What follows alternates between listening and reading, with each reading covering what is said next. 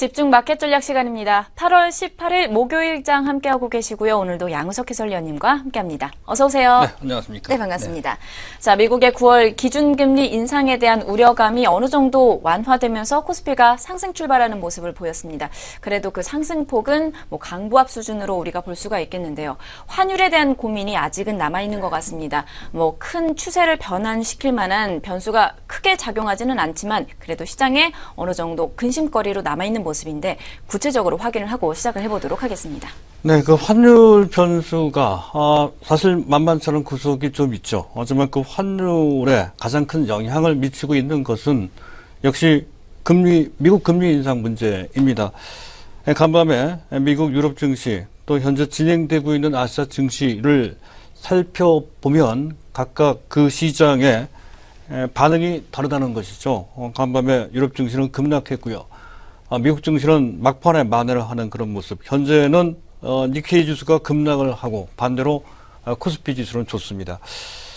그러한 모든 변화의 한가운데 이 금리, 그와 연관된 환율이 놓여 있다는 건데요. 그 점에 대해서 좀 심사숙고를 할 필요가 있다는 거죠. 그것도 그것이지만 우리 시장 내부를 들여다보면 아주 놀라운 현상을 바로 볼 수가 있죠. 바로 삼성전자입니다.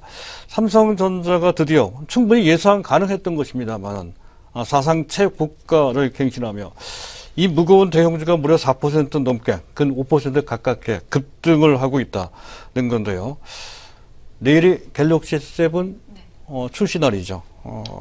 그것도 약간 연관되어 있는 것 같습니다만은, 순환적인 어떤 아이템, 신규 아이템 출시와 관련된 순환적 흐름, 이런 것보다는 구조적인 어떤 변환이 깔려 있다는 것이죠. 그런 의미를 파악해 둘 필요가 있다는 것이고요. 또 그것과 연관돼서, 현재 코스피 지수, 또 코스닥 또 IT를 중심으로 해서 비교적 좋은 영향을 받고 있다는 것, 그 한가운데 IT, 그 중에서도 반도체 내지 OLED, 장비 내지 소재주가 자리 잡고 있다는 것이죠. 여전히 그들 종목의 흐름은 계속 상승세로 이어질 소지가 있다는 점에서 각별히 초점을 좀 맞춰 주실 필요가 있다는 것은 2달 전이나 지금이나 똑같습니다. 자, 지금 또 한 가지 봐야 되는 것은 삼성전자 그렇게 급등을 하면 삼성전자 지분을 많이 갖고 있는 업체들이 있죠. 삼성물산, 삼성생명 같은 업체들이 그에 해당되고요. 또 현재 그 관계사 삼성전기 같은 종목에도 보다 강한 관심을 좀 가져보실 필요가 있다는 점 먼저 말씀드리고 싶습니다. 반면에 아주 묘하게 대별되는데요. 현재 삼성전자는 급등을 하는데 LG이노텍은 급락을 하고 있습니다.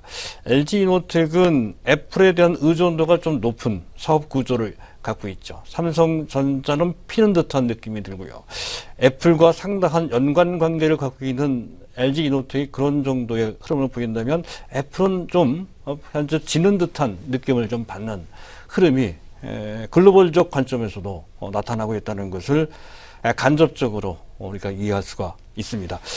자, 환율부터 보도록 하겠습니다. 달러 인덱스는 94.75, 또 유로화 가치는 1.128달러. 큰 변화 없이 보합권 근처에서 움직였다는 건데요. 간밤에 N달러 환율은 100.33, 역시 큰 변화 없는 상태이긴 합니다만은 오늘 장중의 흐름이 문제라는 것이죠. 결국에는 N달러 환율이 100달러가 붕괴가 됐습니다. 현재 시각 N달러 환율은 99.83 정도 수준에서 움직이고 있다는 것이죠. 이것이 미국의 금리 스탠스와 상당히 밀접한 관련이 있습니다. 만약에 미국이 금리를 인상한다면 달러 가치가 올라갈 것이고 이에 따라 엔저가 진행될 것이다 하는 점에서 일본 증시는 나름대로 기대했던 바 있었던 건데요. 하지만 현재 그러한 흐름이 꺾였죠. 현재 금리 인상 프레셔는 상당히 낮아진 그 전망치가 상당히 약화된 그런 상태입니다. 이에 따라서 N구가 다시 재현되는 상황이 되고 이 점은 일본 경제 또 일본 경제 내 도요타 같은 수출업체에 상당히 지장을 주고 있는 상태라는 것인데 그것이 은근슬쩍 우리 증시에 반사이익을 주는 측면이 좀 있다는 것이죠. 외국인들이 물론 선진국과 신흥국가의 차이이긴 하지만 그래도 비교를 합니다. 그래서 현재 일본으로 갈 자금이 한국으로 현재 돌려지는 그런 측면도 있다는 것으로 보시면 될 것 같고요.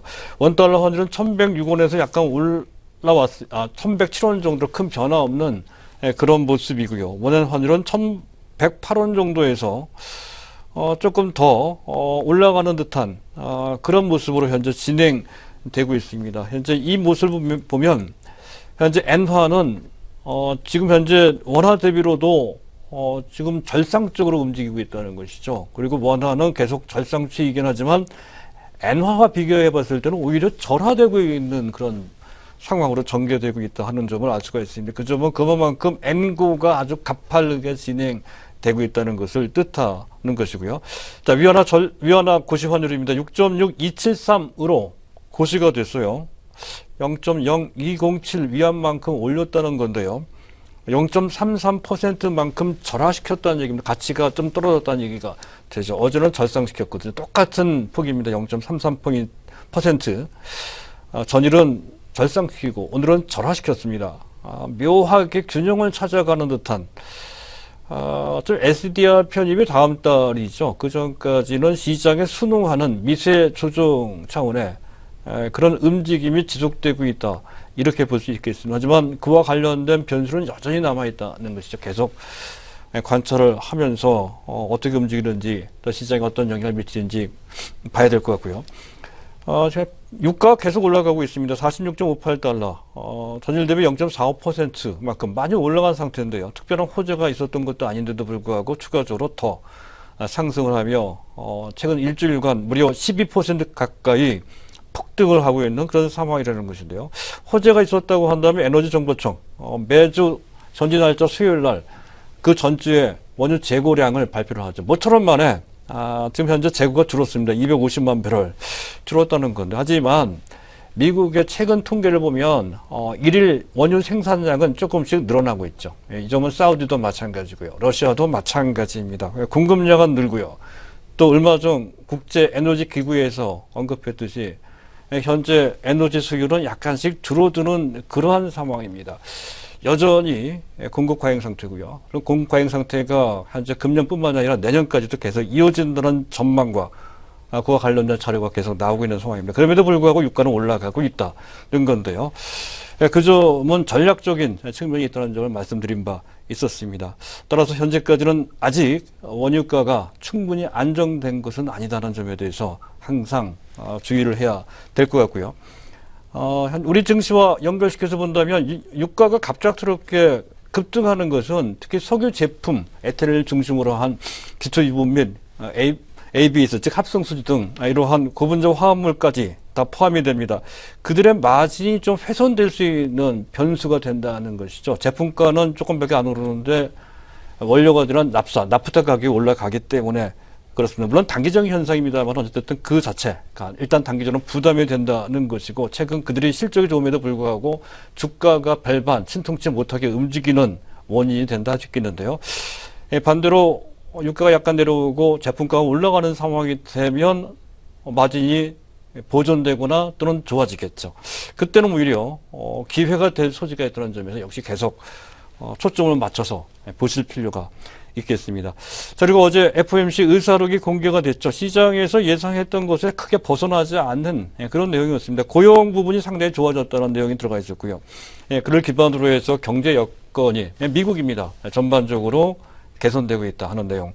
또 브렉시트가 약간 걱정됐었던 건데 우려했던 것에 비해서 그 충격은 크지 않고 글로벌 경제는 빠른 속도로 회복되고 있다는 내용도 들어가 있습니다. 하지만 물가나 고용, 성장과 관련된 지금 현재 상황 및 미래 전망과 관련돼서는 제각각 의견이 좀 달랐다는 것이죠. 따라서 이런 의견 차이가 있을 때에는 만장일치제를 현재 기본으로 하고 있는 FOMC 관점에서 봤을 때 당장 9월 달에 금리를 인상하기는 좀 어렵다. 이런 것이 중론이고요.